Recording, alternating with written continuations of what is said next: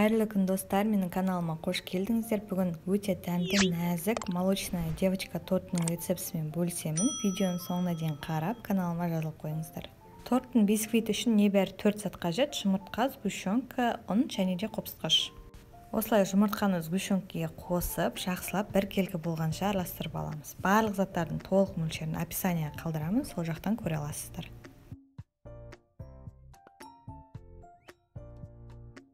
Осылай бір келкі болғанша араластырып болған соң, қопсытқышты ұнға қосып, екеуін жақсылап араластырып, електен өткізе отырып, осы жұмыртқалы массамызға қосамыз.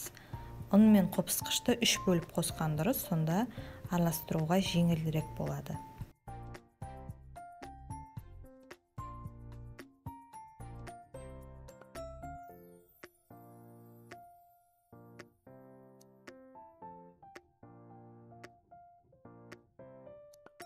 Осылай жақсылап бір келкі болғанша араластырып, ұнымыздың қалған бөліктерін қосамыз.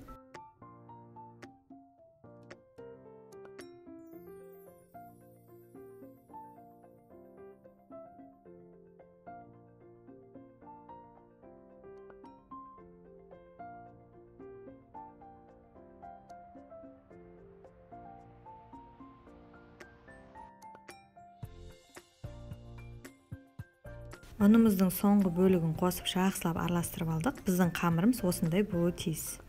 Осындай многоразовый пергамент қағаздың үстіне 22 сантиметрлі формамызды қойып, 2 қасықтан қамырымызды салып, жақсылап жайып шығамыз. Қамырларымызды жұқа әрі тегіс етіп жағуға тырысыңыздар, сонда түзу әдемі болып шығады. Қамырымызды жайып болған соң 180 градус қызып тұрған пеште 8 минут шамасында пісіріп аламыз. Сонымен қатар корждарды силиконовый коврикке немесе осындай многоразовый пергамент қағазына пісіруге тырысыңыздар. Сонда бисквитімізден қағазымыз оңай алынатын болады. Егер пергамент қағазының сапасы төмен болса, қағазымыз корждарымыздан алынбай қалуы мүмкін. Піскен корждарымызды бөлек қойып, тортымыздың кремін дайындаймыз. Ол үшін клейгейге қант ұнтағын қосып, жақсылап қоюланғанша араластыратын боламыз. Клейгейді миксермен араластырған кезде ең бірінші осылай шамалы араластырып алыңыздар, әйтпесе қант ұнтағы ұшып кетуі мүмкін, және де миксердің ең төменгі режимінен бастап араластырамыз. Шамамен 1 минутта араластырып, миксеріміздің режимін көтеріп отырамыз. Сонымен қатар кремге міндетті түрде салқын клейгей қолданамыз. Клейгейді осылай өз формасын ұстағанша араластырамыз. Осымен біздің креміміз дайын. Ал енді тортымызды жинаймыз. Ең бірінші күлшемізді қойып, сыртынан формамызбен қаптап, осы форманың ішінде жинайтын боламыз. Егер аттестатный пленка болса, осылай аттестатный пленка қойып шықсаңыздар да болады. Егер жоқ болса, қою міндетті емес.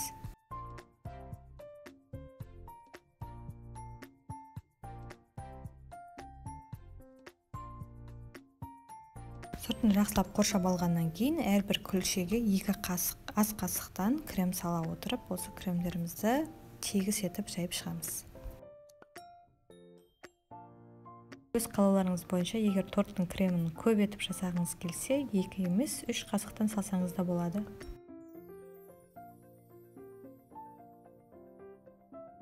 Осылай жағып болған соң келесі күлшемізді қоямыз, содан соң қайтадан кремімізді жағып, осылай тортымызды жинаймыз.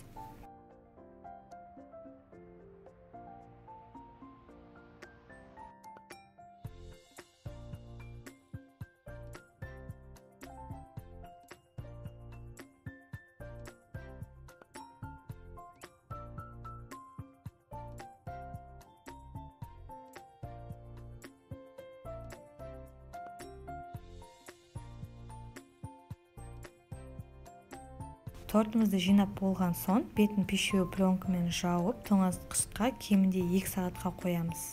Негізі тортты бір түнге қоюға кеңес берем, сонда креміміз коржына жақсы сіңіп, тортымыз өте жұмсақ, өте нәзік болып шығады.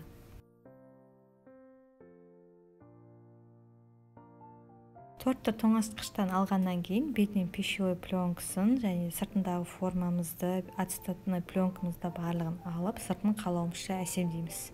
Торттың сыртын қалауымызша вафельный крошка немесе кокосовая стружка или арнайы посыпкалар қолдана отырып әсемдесеңіздер болады. Мен тортты бенто торт стилінде әзірлейтін болғандықтан сыртына бөлек ганаш дайындадым. Ганаштың рецептісін төменде ссылкамен қалдырамын. Осымен біздің тортымыз дайын. Видео ұнаса лайкпен қолдап, өз пікірлеріңізді жазып кетіңіздер. Алдағы жаңа видеоны жіберу болмас үшін каналыма жазылып қойыңыздар. Сіздермен бірге болған Лаура.